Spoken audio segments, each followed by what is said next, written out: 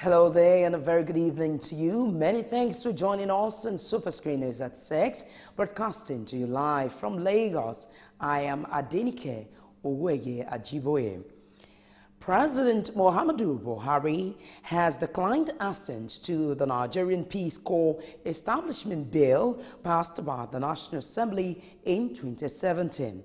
In a letter read by the Speaker of the House of Representatives, Yakubu Dogara, President Buhari cited security concerns and financial implications amongst reasons for his decisions. The bill has been widely anticipated by many Nigerians who believe the creation of the Corps will partly address the nation's unemployment crisis. The much anticipated Nigerian Peace Corps bill had in late December 2017 arrived the presidency for possible assent after it was transmitted to President Buhari by the clerk to the National Assembly, Sani Omolori. The Senate had passed the bill on November 25, 2016, shortly after the House of Representatives passed the same bill. The federal government has released the names and other details of the 110 girls who are unaccounted for following the attack launched on the Government Girls Science and Technical College, Dapchi, in Yobe State on February 19. The list was contained in a statement issued in Abuja today by the Minister of Information and Culture, Lai Mohammed. The list, which the minister said was handed over to him by the Yobe State government, contains the name, age, and class of each of the 110 students, out of which 8 are said to be in GSS 1, 17 in GSS 2, 12 in GSS 3, and 40 in SS 1, while 19 is in SS 2 and 14 in SS3. Their ages also range from 11 to 19 years. The list, which also contains the contact address and phone number of each missing girl, was said to have been verified by a 26-member screening committee that includes the Executive Secretary, State Teaching Service Board, Musa Abdulsalam, Director, Schools Management, Ministry of Education, Shuaibu Bulama, Principal of the school, Adama Abdukarim, the 2 vice principals, Ali Musa Mabu and Abdullahi Sule Lampo, and the admission officer, Bashir Ali Yarima, and the form masters for all the classes. Meanwhile, the Minister of Information said that the Chief of Air Staff, Air Marshal Sadiq Abubakar, on Tuesday relocated to Yobe State to personally superintend the search for the girls. He said that the Nigerian Air Force had earlier deployed more platforms to the northeast for the search as the security agencies ramped up their efforts to locate and rescue the girls. Imo State Governor Rochas Okorocha has joined the list of governors who have declared interest in running for elective positions in the forthcoming 2019 general elections. Okorocha had earlier declared that he would neither run for Senate nor for President in 2019, but would be keen in who succeeds him. However, the governor, while speaking at an event on Monday, said he had decided to run for Imo West Senatorial District in 2019 election. Okorocha, who has steered controversies with many of his decisions as governor, said it would be a disservice to the nation if he failed to contest, considering his experience as a governor for 8 years. The outcome of the Special Congress of the All Progressives Congress, APC, in Cross River State that held last weekend to elect a chairman for the party has been described as a sham. One of the candidates, Dr. Matthew Achibe, told journalists in Calabar, the Cross River State capital, that there was an earlier court injunction stopping the party from holding the Congress, which wasn't adhered to. The APC Congress in Cross River State, which held last Saturday, brought together party members, including the Minister of Niger Delta Affairs, Usani and other top political parties members. The Congress later saw Godwin Etim John emerge winner with 63 votes. Achibe alleged that the Congress lacked the participation of the Independent National Electoral Commission (INEC) and went ahead despite a court injunction stopping the Congress from holding. Senator Abdullahi Adamu, who was recently removed as chairman of the Northern Senators Forum, has vowed to fight senators and members of the House of Representatives who are, in his words, misbehaving. Adamu, who shortly after his removal was accused of mismanaging about 70 million naira belonging to the group, said lawmakers plotting against President Muhammadu Buhari ought to quit the All Progressives Congress APC. Addressing party members who visited him in Kefi, Nasarawa State, he said sabotaging the president equaled sabotaging the federal government. Adamu said it was wrong to be elected into the National Assembly on the platform of a party and be engaging in anti-party activities.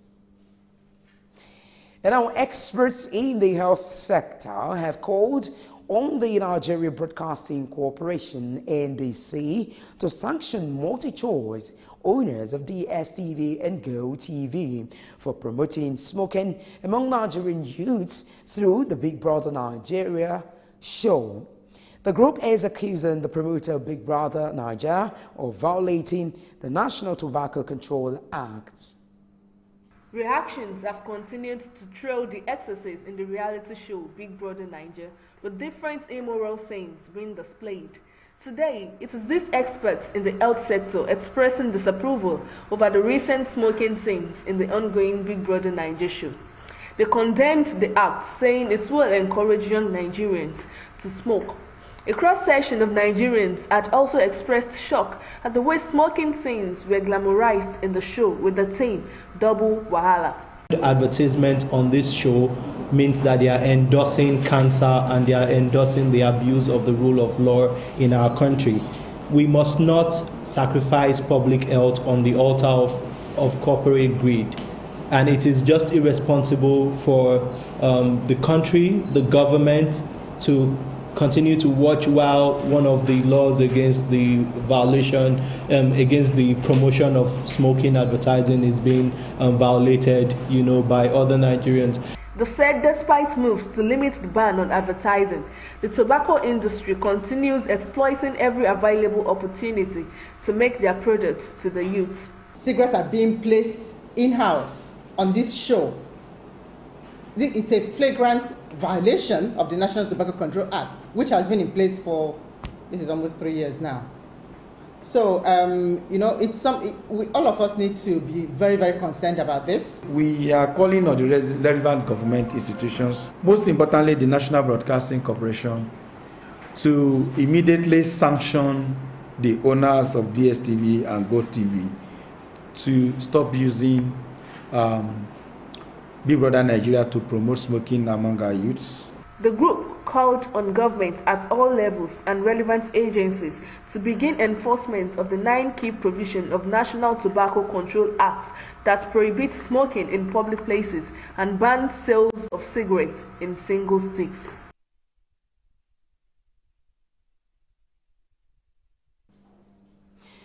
And away from that, the federal government says the implementation of the new national minimum wage would commence in the third quarter of this year. The Minister of Labour and Employment, Chris Ngige, who made the announcement, said the negotiation committee for the new minimum wage for workers had received memoranda for all stakeholders involved in the process. Ngige spoke at the 40th anniversary celebration of the Nigeria Labour Congress in Abuja. He said the economic situation of the country as of today is a hindrance to the government's willingness to speed up the implementation, as he sought the cooperation of critical stakeholders on the issue. Earlier this month, the federal government had said it would prepare a supplementary budget to take care of workers' demand for increase in salaries when the new minimum wage proposal was eventually approved. Ahead of the 2019 general elections, the People's Democratic Party, PDP, in Lagos has expressed optimism over their chances as it begins its reconciliation moves to unite members. They said this at an event organized by the Lagos State chapter of the party. As the 2019 elections draws closer, the People's Democratic Party, PDP, has been making plans and strategizing in their aim to return to the mantle of leadership in the country. Lagos State Chairman of the party, Moshood Salvador, highlighted the party's ongoing reconciliation plans at an event organized at the Lagos Secretariat of the party. We will do all possible best to make sure we reconcile all members. Nobody will be disrespected simply because of party office or whatever.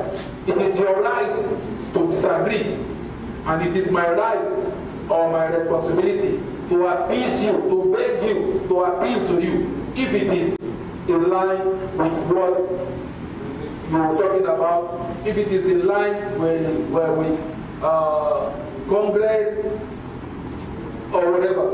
But when somebody or a group of people now stand up and say they don't want PDP to win, they want to destroy PDP successes in the local government they want.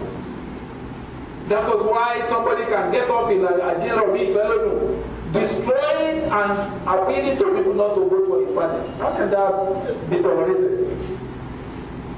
That is why they did another one in the world of yesterday, destroying their party. Enough is enough. We have to put an end to this. Members of the party who spoke to Superscreen Television urged members to overlook their grief and preach to the people on the need to get their permanent voters card, which is the only license to vote.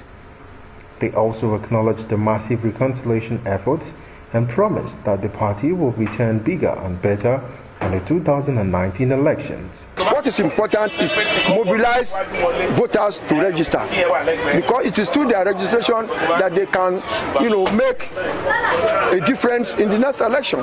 Some people have registered 1 year ago. Up to today, they've not collected their permanent voters card. What is happening? That's an area INEC must look into, and let us have all that have registered, they must have their personal permanent voters card. That is very important for us in Lagos State, because we want to know the total number of voters we have, not temporary cards anymore. Temporary card is not in our interest at all. We have learned our lessons, and we have put all problems behind us, all fighting behind us, and we are forging forward to make sure that we win all our elections. We are strategizing and we are meeting our people. We are trying to sort out our problems so that the whole of us can work together for the progress of the party. We are having various committees handling the problems we have in PDP, because we cannot deny that fact that we have our own misunderstanding. Even though our opponents, they have a major problem. But I want to settle all the internal ramblings here and there so that we can strongly and collectively work together. Only time will tell if the efforts will reap dividends at the end of the day. But the signs are promising for the People's Democratic Party as they aim to upstage the ruling All Progressives Congress.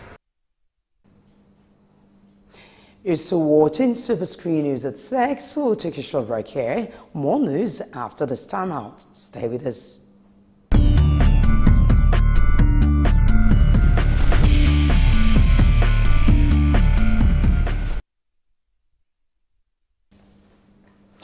Well, it's so glad to have you back now in business news. Minister of Finance, Kemi Adeosun, has met with a delegation from the China Development Bank to discuss areas where the lender could be of assistance to the country. The meeting, which took place at the headquarters of the Finance Ministry, was attended by the Permanent Secretary at the Ministry, Mahmoud Duce, and top officials of the China Development Bank, led by its Vice Chairman and President, Zheng Zijie. Adeosun, while addressing the bank officials, said the federal government is working hard to reposition the economy by addressing the infrastructure gap.